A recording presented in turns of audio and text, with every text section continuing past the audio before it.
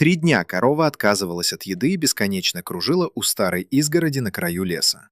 Когда фермер наконец решил пойти за ней, он не подозревал, что эта прогулка закончится звонком в полицию и открытием, которое шокирует всю округу. Все началось в обычный вторник. Утро было тихим, ничем не отличалось от других. Джон вышел на двор, как всегда, чтобы покормить животных, но сразу заметил, с Беллой что-то не так. Обычно спокойная и покладистая, она нервно ходила вдоль забора, время от времени оглядываясь на лес. Она не притрагивалась к еде, лишь тихо мычала и топталась на месте.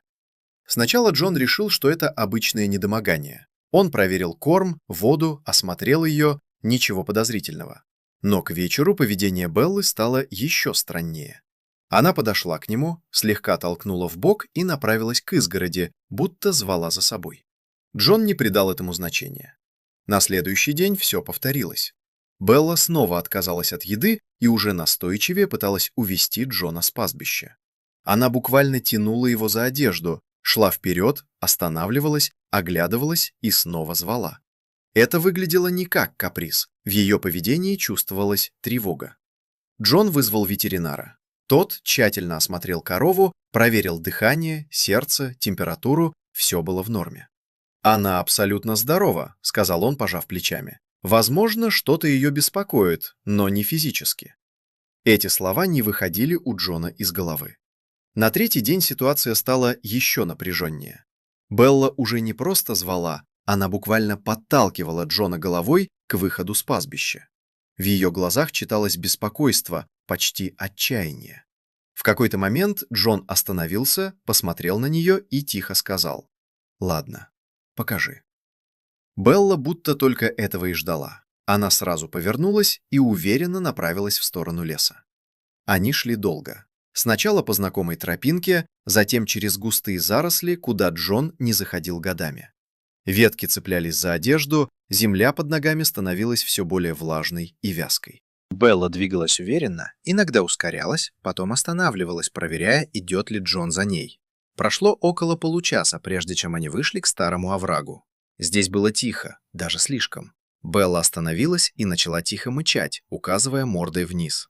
Джон сделал несколько шагов вперед и замер. В грязи лежал старый кожаный чемодан, потертый, тяжелый, с ржавыми защелками. Он выглядел так, будто пролежал здесь давно, но вокруг были свежие следы, неровные, странные, как будто кто-то спешил. По спине Джона пробежал холодок. Он медленно подошел, наклонился и прислушался. Сначала тишина, затем едва уловимый звук, тонкий, почти незаметный писк. Сердце забилось быстрее. Джон дрожащими руками открыл защелки. Они поддались с трудом, скрипнули, будто не хотели раскрывать то, что было внутри. Крышка приоткрылась, и Джон отшатнулся. Внутри, укутанные в старое теплое одеяло, лежали 3 крошечных щенка. Они были слабыми, едва двигались, тихо поскуливали. Но они были живы. Рядом, под одеялом, лежал сложенный лист бумаги. Джон осторожно развернул его. Письмо было написано неровным почерком. В нем были указаны координаты и короткая просьба о помощи. Человек писал, что оказался в беде неподалеку, не смог выбраться и оставил щенков, надеясь, что кто-то их найдет. Руки Джона задрожали еще сильнее.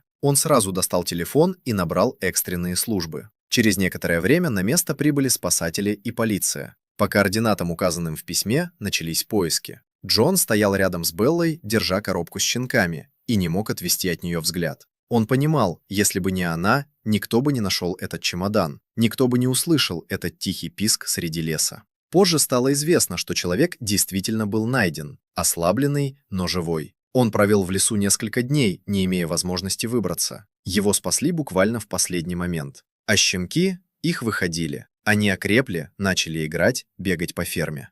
Белла часто подходила к ним, осторожно обнюхивала и тихо мычала, словно проверяла, все ли с ними в порядке.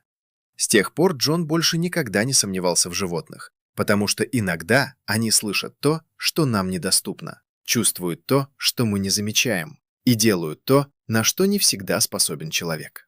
Белла не просто привела его к чемодану, она спасла жизни и, возможно, напомнила всем вокруг, что настоящая доброта не требует слов.